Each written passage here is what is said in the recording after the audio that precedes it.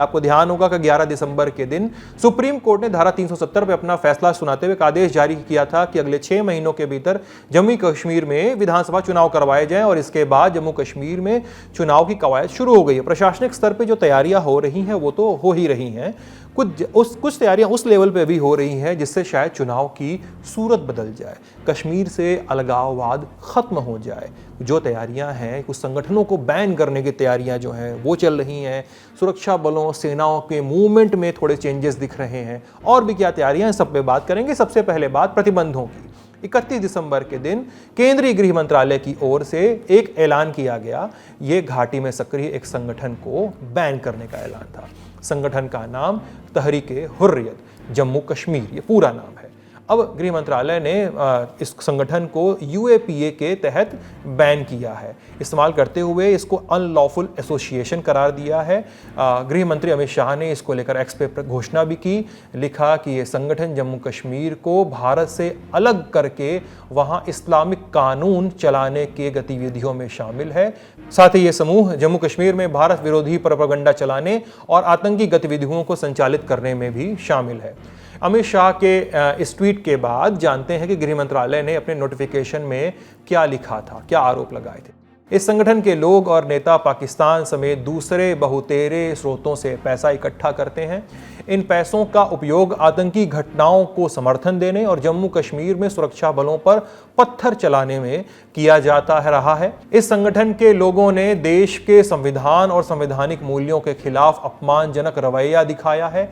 इस संगठन के लोगों ने आतंकियों के लिए श्रद्धांजलि अर्पित की है जो सुरक्षा बलों के साथ एनकाउंटर में मारे जाते हैं। इसके सदस्य चाहते हैं कि देश में आतंक का राज स्थापित हो, और तहरीक के सदस्यों ने कई बार विधानसभा चुनाव के बहिष्कार का ऐलान किया है। अब जानते हैं कि संगठन है क्या। इसके लिए सबसे पहले एक नाम समझना होगा, वो नाम है सैयद अली शाह गिलानी। गिलानी का मकसद था कि कश्मीर को हिंदुस्तान से अलग कर दिया जाए।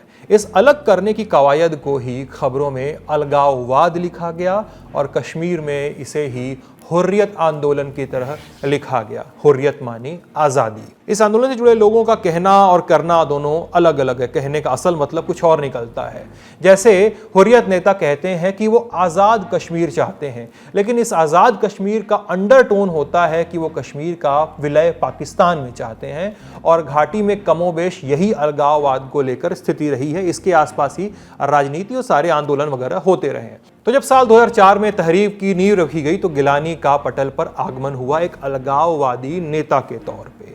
अब गिलानी और उनके संगठन की पूरी लाइन एकदम साफ हो गई कि ये संगठन कश्मीर के अलगाववाद की पैरोकारी करेगा, उसकी वकालत करेगा। अब कुछ ही समय में सीमा पार से फंडिंग शुरू हो गई, बेरोजगार जो युवा थे वो लोग शामिल हो गए, तो तहरीक का और विस्तार होने लगा। कश्मीर से जुड़े कई लोग बताते हैं कि नेशनल कॉन्फ्रेंस के उमर अब्दुल्ला और उनके पिता फारूक अब्दुल्ला ने कई मौक़ों पर गिलानी से आग्रह भी किया था कि वो मुख्य धारा से जुड़ें, क्योंकि गिलानी की अपनी पॉलिटिक्स के चक्कर में कश्मीर के युवा भ्रमित हो रहे हैं। लेकिन गिलानी ने अपने ऑपरेशंस पे कोई रोक नहीं लगाई, पाकिस्तान और आतंक का समर्थन करते रहे, भारत का बहिष्कार जारी रहा, लिहाजा तहरीक का विस्तार भी जारी रहा। तहरीक और गिलानी की पाकिस्तान परस्ती का अंदाज तो इस बात से भी लगाया जाता है कि 1 सितंबर 2021 को जब गिलानी का निधन हुआ तो उनकी लाश को जो पाकिस्तान के झंडे में लपेट के अंतिम यात्रा निकाली गई थी, जिसके लिए 2 सितंबर को जम्मू कश्मीर पुलिस ने गिलानी के घर वालों पर एफआईआर भी दर्ज की थी। कश्मीर में गिलानी की पार्टी और इस बैन पर होने वाली बातों पर और ज्यादा प्रकाश डाल रहे हैं हमारे एक्सपर्ट। तहरीक-ए-हुर्रियत की अगर बात की जाए तो जम्मू कश्मीर में जब 90 के दशक में अलगाववादी अपने उरूज पे थे और अलगाववादियों का संगठन जिसका गठन 1995 में हुआ था, हुर्रियत कॉन्फ्रेंस, वो कहीं न कहीं जम्मू कश्मीर की राजनीति और जम्मू कश्मीर की सभी गतिविधियों में सबसे प्रमुख तौर पर बना और उभरा।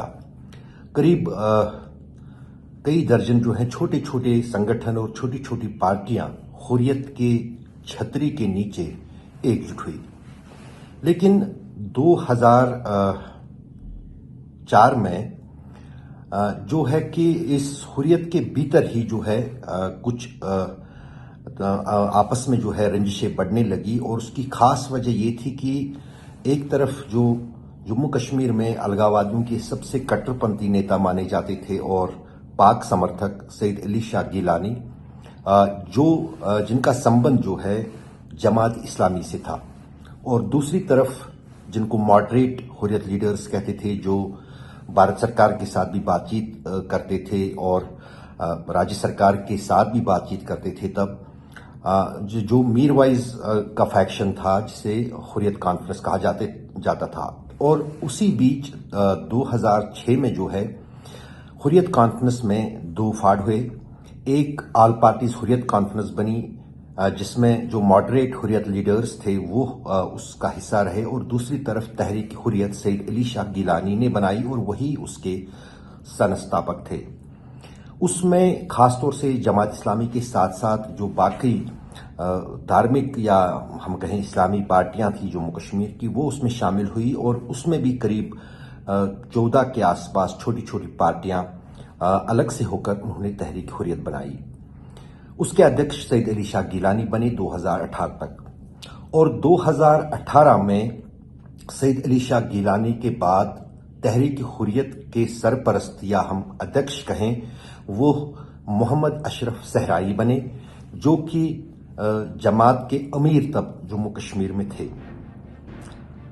लेकिन आप ध्यान दें कि ये कश्मीर का पहला ऐसा संगठन नहीं है जिस पर बीते एक आध हफ्ते में बैन लगाया गया। 27 दिसंबर 2023 के दिन केंद्र सरकार ने एक और संगठन जम्मू कश्मीर मुस्लिम लीग मसरत आलम गुट को भी प्रतिबंधित कर दिया था। इस गुट पर भी वही आरोप थे जो गिलानी के तहरीक पर लगे हुए थे, मतलब मसलन पाकिस्तान से फंडिंग लेना, आतंकी गतिविधियों को समर्थन देना, बढ़ावा देना इत्यादि।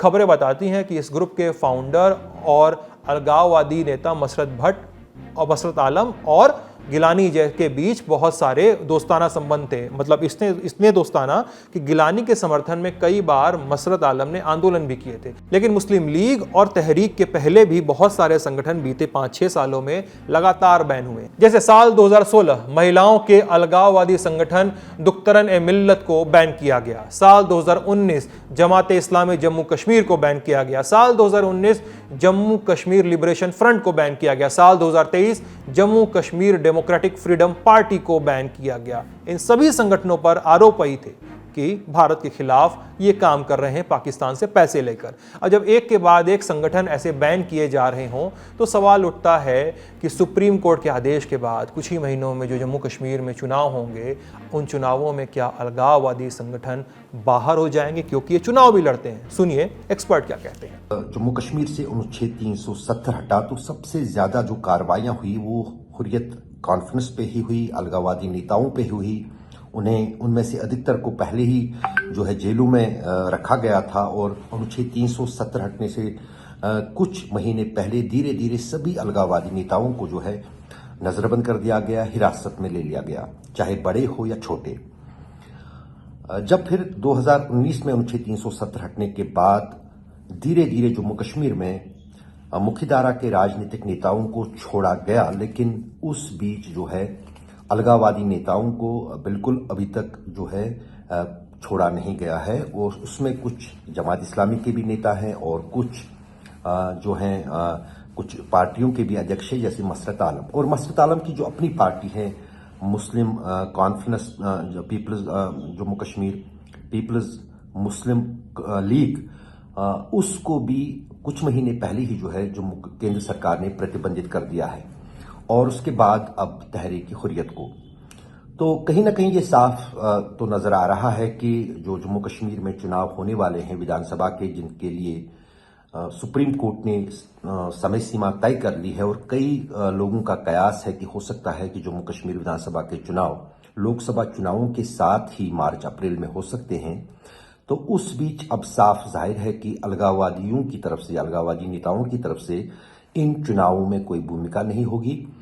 इन बैन की खबरों के बाद एक और सुगबुगाहट हो रही है सुरक्षा बलों को लेकर। क्या कश्मीर में सुरक्षा बलों और सेना के काम करने के तरीकों और मूवमेंट में कोई बदलाव आया है, जिससे ये समझ में आए कि सरकार कश्मीर में चुनाव से पहले सुरक्षा लाना चाह रही है, कुछ और तैयारियां करती है?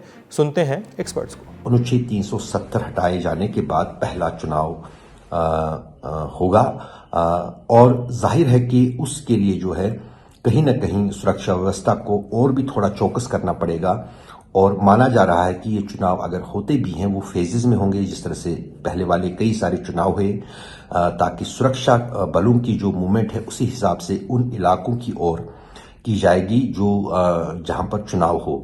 तो वो एक रूटीन एक्सरसाइज है और वो उसी वक्त तय की जाती है जब चुनावों की घोषणा हो जाती है, जब चुनावों की तारीखें तय हो जाती हैं। लेकिन अगर हम सुरक्षा बलों की उपस्थिति और मौजूदगी की बात करें तो जम्मू कश्मीर में, खासतौर से कश्मीर में, उतने सारे सुरक्षा बल के जवान पहले से ही तैनात हैं जिनकी उपस्थिति या मौजूदगी में जम्मू कश्मीर में कोई भी चुनाव कराया जा सकता है। उम्मीद है कि जल्द ही कश्मीर की समस्या का समाधान लोकतांत्रिक, सर्वसम्मत और अहिंसक तरीके से निकलेगा। देश की अखंडता बरकरार रहेगी।